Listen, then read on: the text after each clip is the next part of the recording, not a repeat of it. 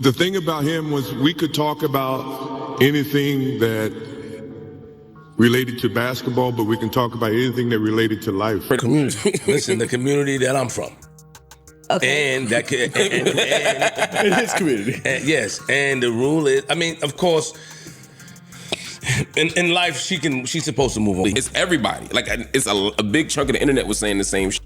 They were like calling her all kinds of hoes and whatever decision you make, always either going to have consequences, either pros and cons. Those statements from Michael Jordan hit hard as the world waited to see how he would react to Vanessa Bryant's purported pregnancy. Indeed, MJ did not let us down. Michael Jordan called Vanessa out during a furious argument on Instagram Live, and his remarks were nothing short of dynamite. What actually happened then? Let us dissect it. The internet was rocked by pregnancy rumors. When it was reported that Vanessa Bryant was having a second child, MJ's response was unexpected.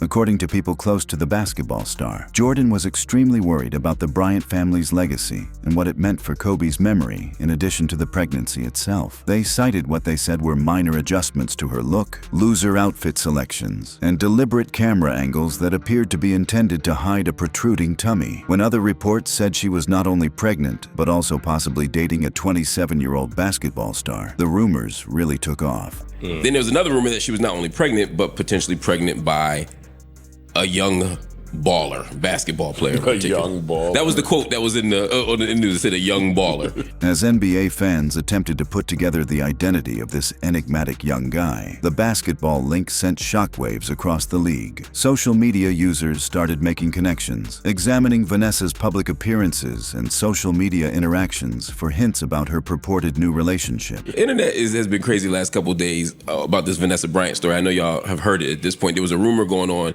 for the last like 3 or 4 days that Vanessa Bryant, the widow of Kobe Bryant, was pregnant. When viral photo collages of Vanessa Bryant and Boston Celtics star Jaylen Brown started making the rounds on social media, the rumors really got going. These meticulously constructed compilations featured the two at different public gatherings, arranged to imply a romantic relationship. Users shared the collages as seeming proof of their love, and they quickly became viral on X, formerly Twitter, Instagram, TikTok, and Facebook. There was a reason why the internet was so fixated on linking Vanessa and Jaylen Brown. Brown was in the public eye since he had recently broken up with WNBA player Kaisrik Gondrik in February 2025. His age of 27 was exactly the same as that of Social, the enigmatic young basketball player mentioned in the rumors. He would be a good fit for Vanessa, according to media users, who cited his prosperous job, his position as an NBA rising star, and what they saw as his polite public demeanor. The fact that these rumors added to the already intense scrutiny Vanessa had been subjected to since becoming a widow was what made them more pernicious. Every action Vanessa has taken since Kobe's death in January 2020 has been scrutinized by the public, who have questioned everything from her financial choices to her parenting styles. The pregnancy rumors were only the most recent development in a lengthy history of her private life being invaded by the public. The public's strong response exposed ingrained attitudes about widowhood and overcoming grief. Users argued over whether Vanessa had the right to explore new relationships and if 5 years was a suitable amount of time to grieve, turning Reddit debates into contentious battlegrounds in communities like Calabanging and pop culture chat. The discussions brought to light the double standards that society has, with many pointing out that male widowers are rarely subjected to the same level of scrutiny when they remarry or enter into new relationships. What's interesting to me, though, is people's reaction to it. Like, people were bent out of shape, especially dudes were like really bent out of shape at the idea that Vanessa Bryant could be. These conversations centered on the Joe Budden podcast, where the hosts delved deeply into the cultural and psychological ramifications of the public's response. They examined how fans form parasocial bonds with celebrities and their families, and how these bonds might give followers a sense of control over the celebrity's personal decisions. Listen, the community that I'm from. Okay. And that in his community. Yes, and the rule is, I mean, of course, in life, she's supposed to move on. It was not just pregnancy rumors that were the subject of speculation. Several gossip websites started posting articles with made-up lover names, such as Isai Alejandro and Naveli Barrett, which further complicated the already intricate web of allegations. These names surfaced on several platforms, creating the misleading impression of insider knowledge and reliable sources. Discussions concerning Vanessa's financial status and her handling of Kobe's estate also touched on the pregnancy rumors, with Kobe's estate and court settlements supporting his estimated net worth of $600 million.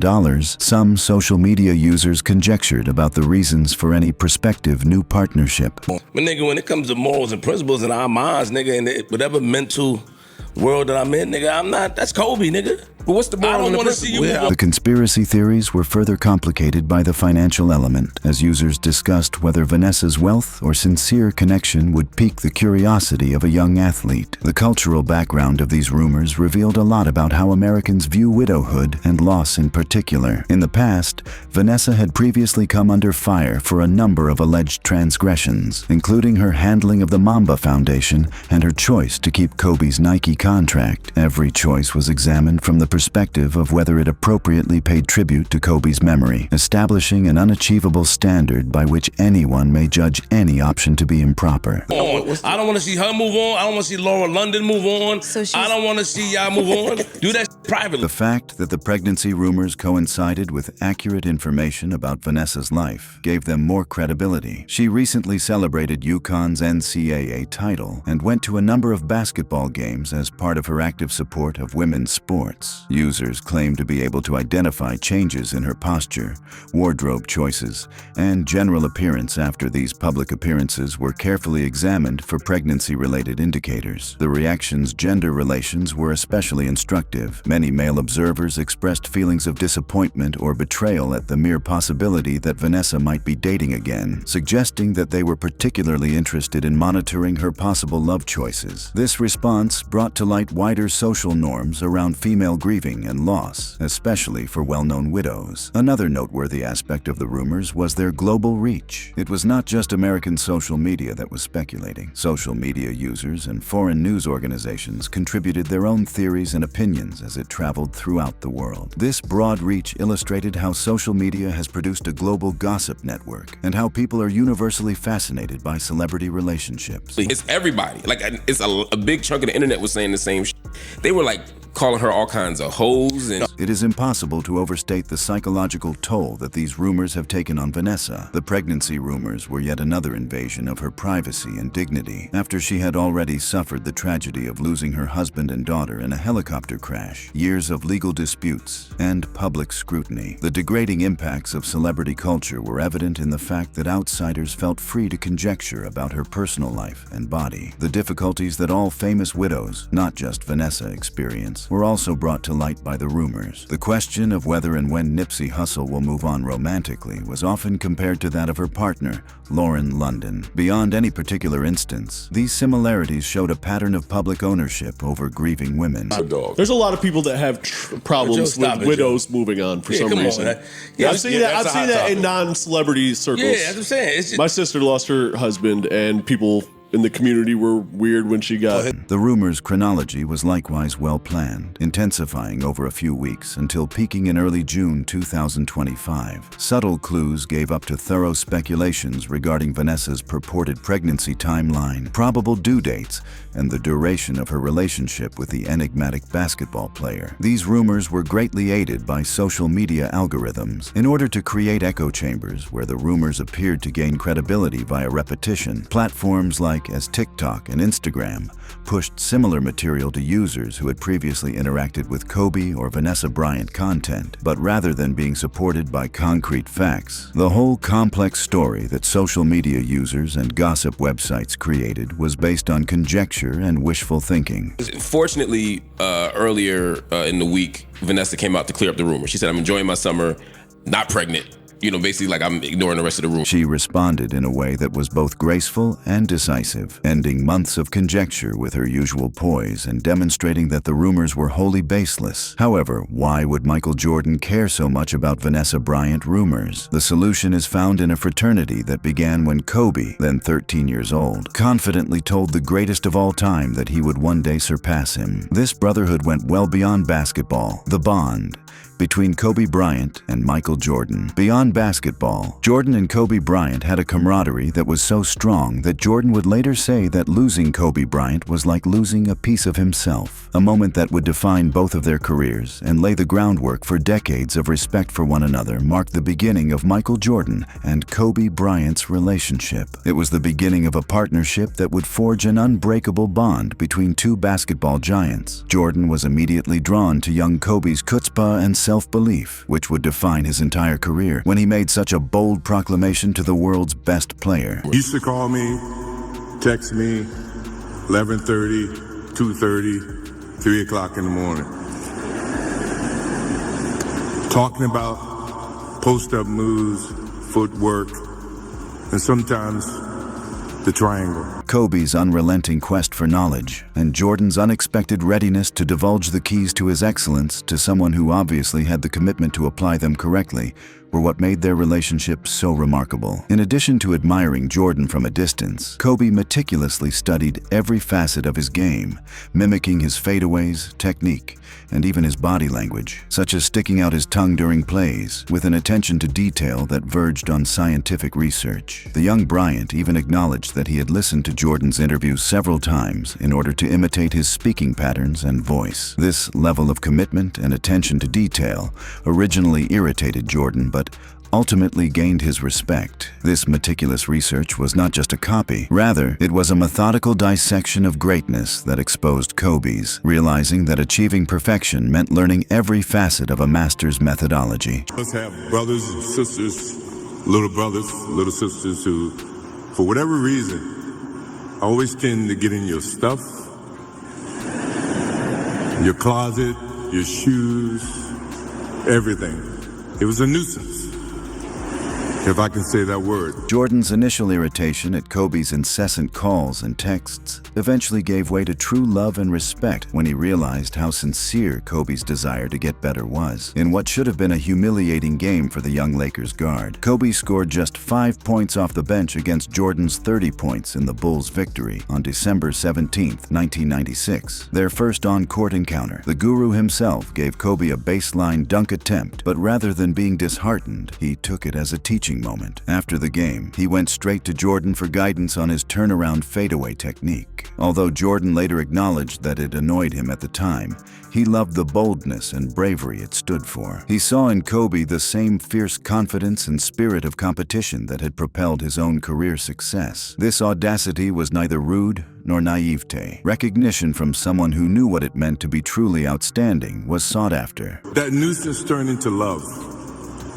over a period of time, just because the admiration that they had for you as big brothers or big sisters. The mentorship explored the intricate psyche of brilliance, which few people could comprehend or properly teach, and went well beyond basketball skills. Jordan gave advice on how to be a leader, manage stress, deal with the media, and negotiate the challenges of being a worldwide celebrity while still performing at your best on the court. He discussed the psychological components of greatness that were not covered in coaching manuals or textbooks. Jordan taught Kobe how to control his emotions during games, stay focused under pressure, and build the mental toughness needed to perform at the highest level every time. The lessons covered everything from handling the isolation that comes with being at the top of your profession to dealing with hostile crowds and managing expectations. Their bond grew stronger as a result of their shared experiences with co-workers who were aware of the need for perfection. Tim Grover, who trained both athletes, observed that they had the same work ethic and commitment to both mental and physical prowess. George Mumford, their mutual meditation instructor, assisted them in reaching flow state, the state of mind where brilliance comes naturally. Few people could understand the special understanding that was formed between them as a result of their shared quest of greatness in both their minds and bodies. Kobe Bryant was, to me, the inspiration that someone truly cared about the way I played the game or the way that he wanted to play the game. He wanted to be the best basketball player that he could be. The innumerable hours that Jordan and Kobe spent talking about life in general and basketball in particular demonstrated the depth of his dedication to mentoring Kobe. Jordan offered advice on how to handle celebrity, criticism, team relationships, and the psychological battle that was necessary for competitive athletes. These were no informal discussions. The greatest player of all time gave his most dedicated pupils seminars in brilliance. The fact that Jordan started to view Kobe as more than simply a follower, but also as a brother whose success became personally significant to him, deepened their bond. Both players continuously minimized any rivalry, placing more emphasis on respect for one another than on competition, even in the face of incessant media discussions about Kobe versus Jordan. Kobe famously remarked, "I really detest talking about who would win one-on-one. He is the source of what you get from me. Without him, I would not win 5 titles here." False modesty was not what this was. It was an honest admission of his mentor's debt to him. Got to know him.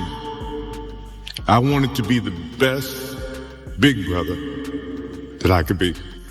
To do that, you have to put up with the aggravation, the late night calls, or the dumb questions. Following Jordan's retirement in 2003, the dynamic between them changed significantly, moving from active mentor to competitor to something much more profound. Since Jordan was no longer playing, they became close friends, and Kobe sought guidance from him during his championship runs and personal scandals. Jordan took on the role of a father figure, giving advice on everything from business and family matters to basketball strategy. Their discussions covered the whole gamut of life as a worldwide celebrity, rather than just basketball strategy and skill. They talked about commercial endeavors, family issues, and life philosophy. Jordan acted as a sounding board for Kobe's goals after basketball. Jordan took his responsibility to guide Kobe through these challenges seriously because he was one of the few individuals who truly understood the special opportunities and pressures that came with being a worldwide basketball icon. I took great pride as I got to know Kobe Bryant that he was just trying to be a better person, a better basketball player. As Kobe became a father, it became more and more clear how personal their relationship was. As Kobe negotiated being a father to 4 daughters, Jordan, who had battled to balance his own career and family life, became a source of knowledge. Their text conversations frequently centered on parenting difficulties, with Jordan offering advice on how to raise kids in the public eye and the obligations that come with being a role model. Remember, maybe a couple of months ago, he sends me a text. And he's saying, I'm trying to teach my daughter some moves. With being over time, their commercial relationship also strengthened, with Jordan emerging as a key counselor to Kobe's endeavors outside of basketball. With his Nike contract and other economic endeavors, Jordan had amassed a huge empire. As Kobe pursued his own business interests, Jordan became a mentor to him. Jordan helped Kobe comprehend how to turn his celebrity into long-term wealth and influence, as they talked about everything from brand development to investing tactics. The fact that their relationship encompassed their entire family, in addition to the 2 of them, made it even more unique. Jordan realized that taking care of his family was part of his responsibility to Kobe, so he forged sincere bonds with Vanessa and the Bryant kids. In addition to being Kobe's mentor, he also took on the role of Uncle Mike for the Bryant girls, which he would continue to fulfill even after Kobe passed away. The thing about him was we could talk about anything that related to basketball, but we can talk about anything that related to life. Their last correspondences demonstrated the comfortable closeness of their relationship and the depth of their friendship. They texted each other about Jordan's tequila business in December 2019, a few weeks before Kobe passed away. Kobe teased Jordan about the product's quality, and Jordan replied, "Happy holidays, little brother." These lighthearted conversations demonstrated their relationship's easy closeness and how they had genuinely become a family. Jordan's sincere passion during Kobe's memorial ceremony astounded the basketball community and demonstrated the depth of their relationship. Jordan's heartfelt eulogy on February 24, 2020, in which he stated, "A piece of me died when Kobe Bryant died." He demonstrated to the world the depth of their relationship and was like a younger brother. Jordan, who was often stern, absolutely collapsed, displaying a weakness that few had ever seen. When Kobe Bryant died, a piece of me died. Jordan was so distraught that he acknowledged sending Kobe their last text message. To Vanessa, Natalia, Bianca, Capri, my wife and I will keep you close in our hearts and our prayers. We will always be here for you. Always.